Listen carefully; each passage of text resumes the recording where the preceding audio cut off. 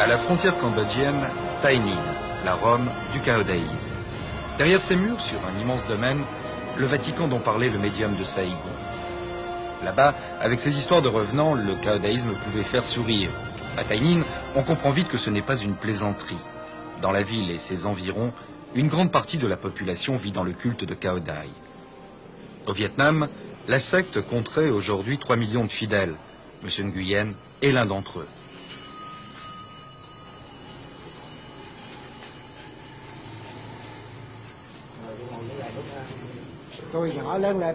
Alors que je venais de quitter l'école, j'ai découvert que le caodaïsme apprenait aux gens à vivre avec honnêteté et à bien agir. Alors je suis devenu caodaïste. J'ai consacré beaucoup de temps à la religion. C'est pour cela qu'aujourd'hui j'occupe le rang le plus modeste dans la hiérarchie des responsables de Cao Dai. Presque midi, l'heure de l'office. Il faut se hâter.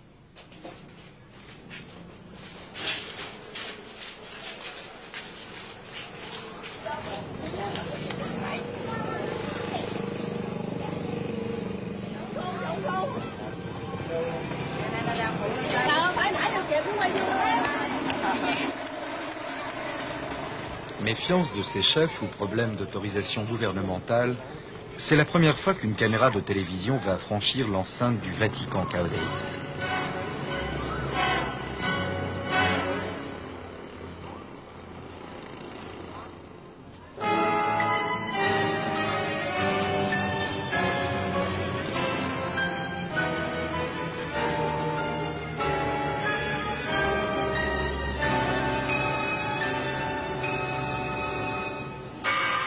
Comme ils le font dans les 300 temples du pays, les caodaïstes se rassemblent 4 fois par jour dans la cathédrale de leur Vatican.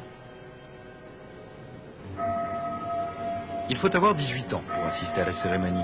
Alors les petits-enfants de M. Nguyen resteront à l'entrée.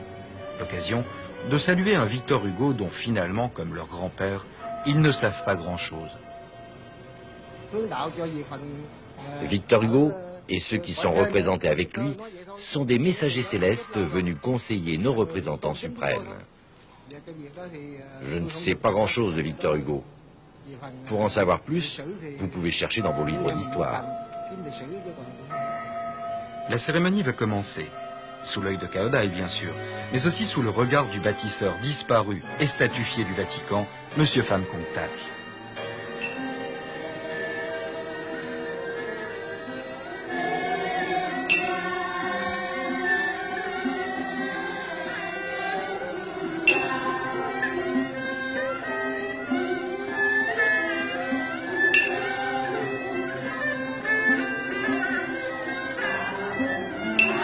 Pendant près de 2 heures, les musiciens vont rythmer la prière. Dans la cathédrale, les cardinaux, les évêques, les prêtres et les fidèles sont installés par ordre hiérarchique.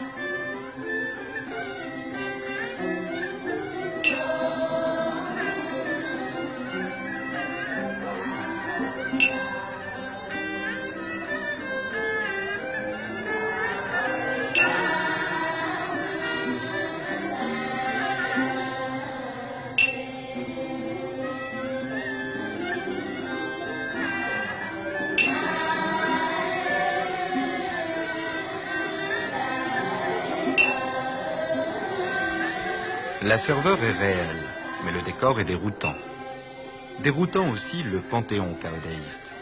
Les fidèles vénèrent Cao Dai et Victor Hugo, mais aussi et entre autres Bouddha, Confucius, Jésus-Christ, Jeanne d'Arc et Flammarion, l'astronome, pas l'éditeur.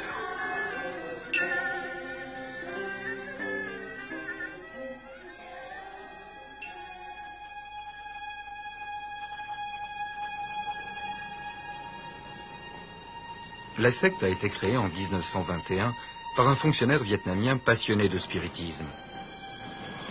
Mais à Tay Ninh, on l'a oublié. Ici, le maître, le gourou, c'est M. Pham Công Thach. Il est mort il y a plus de 30 ans, mais sa maison est telle qu'il l'a laissée.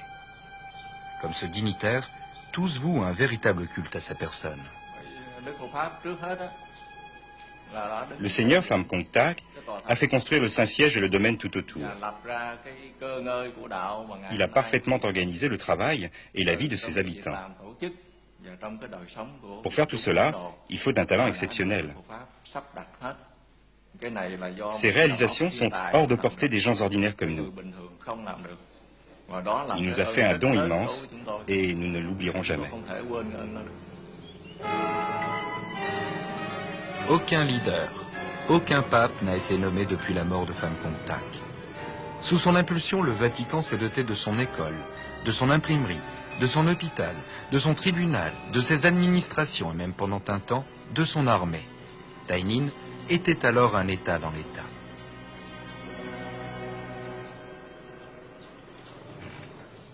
En 1975, les communistes du Nord ont récupéré une grande partie des bâtiments. Mais le Vatican caodaïste loge encore ses prêtres et en plus de sa cathédrale, il possède toujours quelques bâtiments administratifs. Le tout est entretenu grâce aux dons des fidèles qui, par ailleurs, n'hésitent pas à travailler bénévolement pour Cao Dai. En retour, on leur promet une vie meilleure après la mort.